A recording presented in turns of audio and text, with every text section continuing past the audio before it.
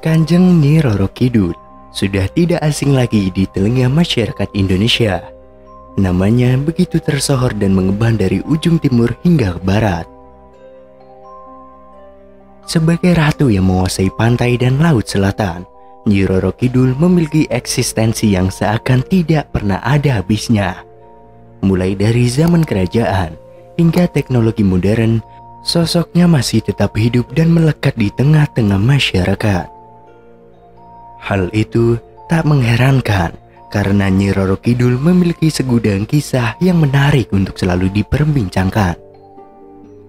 Sosok Nyi Roro Kidul sampai saat ini masih juga menjadi bahan perdebatan, mulai dari tokoh bangsa hingga rakyat jelata.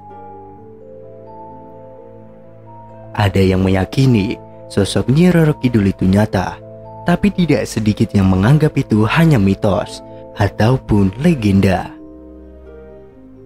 Sastrawan besar dan terkemuka Indonesia, almarhum Pramudia Antanatur, turut buka suara terkait hal tersebut. Ia mengatakan bahwa Nyi Roro Kidul adalah tokoh rekaan seniman kala itu. Tokoh ini diciptakan untuk menutupi kekalahan Mataram dari Belanda. Dengan menciptakan tokoh Nyi Roro Kidul, mereka seakan-akan masih memiliki kekuasaan akan pantai selatan. Namun, terlepas perdebatan keberadaan Nyi Roro Kidul, ada satu cerita yang sangat begitu mengundang rasa penasaran, yaitu hubungan spesial antara Kanjeng Ratu Kidul dengan Presiden pertama Republik Indonesia, Soekarno, yang kerap disapa Bung Karno. Banyak buku dan artikel ilmiah bergenre sejarah yang mencoba membahas hubungan Soekarno dan penguasa Laut Selatan itu.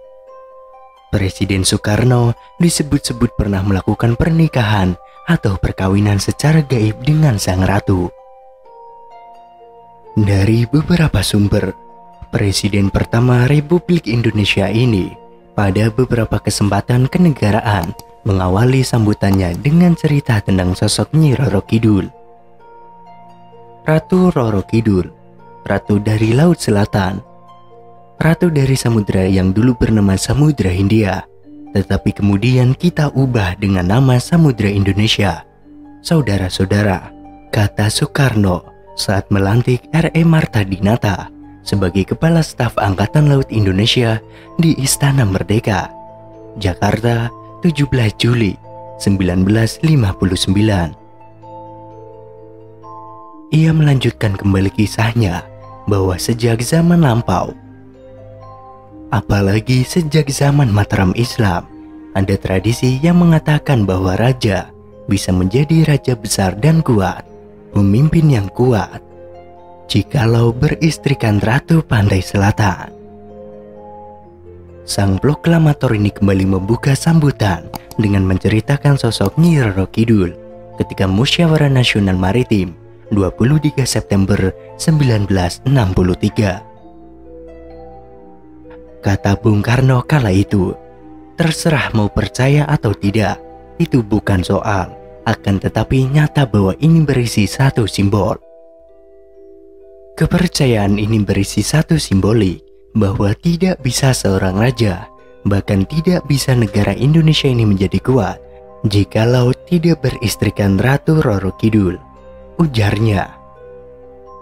Simbolik itu, sambung dia, berarti bahwa negara Indonesia hanyalah bisa menjadi kuat jikalau juga menguasai lautan. Kalau negara Indonesia ingin menjadi kuat, sentosa, sejahtera, harus kawin juga dengan laut. Bahwa bangsa Indonesia tidak bisa menjadi bangsa kuat, tidak bisa menjadi negara kuat jika tidak menguasai samudra, jika tidak kembali menjadi bangsa maritim. Tanda Soekarno.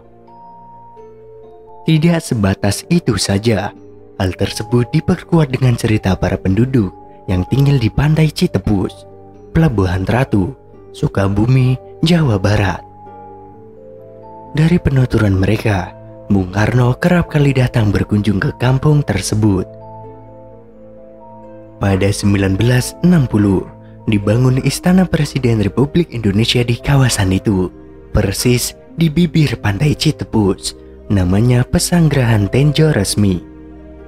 Tak jauh dari situ, dibangun pula Samudra Beach Hotel dengan anggaran 660 miliar dari dana perampasan Perang Jepang. Hotel ini pun akhirnya melahirkan segudang cerita yang bertalian dengan Ratu Pantai Selatan, di mana dianggap sebagai gerbang kerajaan Ratu Selatan dan tempat pertemuan antara Bung Karno dengan Nyi Roro Kidul di kamar 308. Pernikahan antara Bung Karno dan Nyi Roro Kidul juga tertulis dalam buku Dunia Batin II.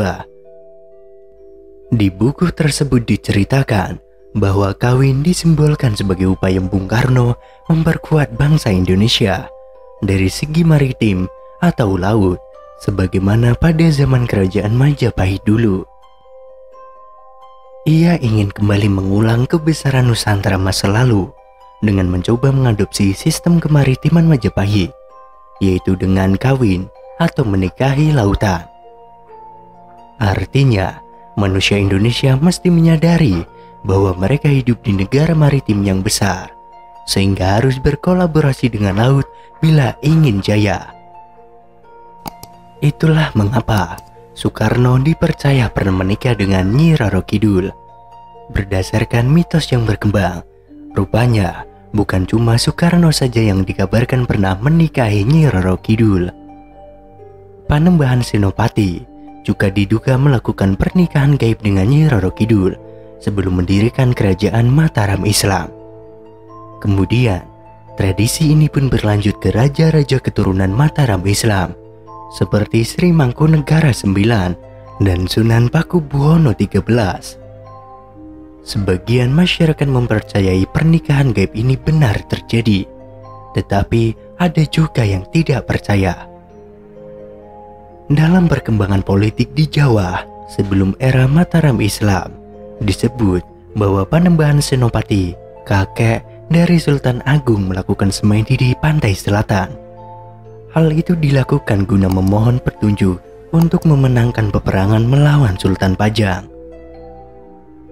Konon, semedi yang dilakukan Panembahan Senopati sangat tekun hingga membuat istana pantai selatan porak-poranda. Ratu Kidul keluar karena tertegun melihat seorang yang gagah tengah bersemedi. Sang ratu pun jatuh hati dan bersimbuh di kaki Panembahan Senopati.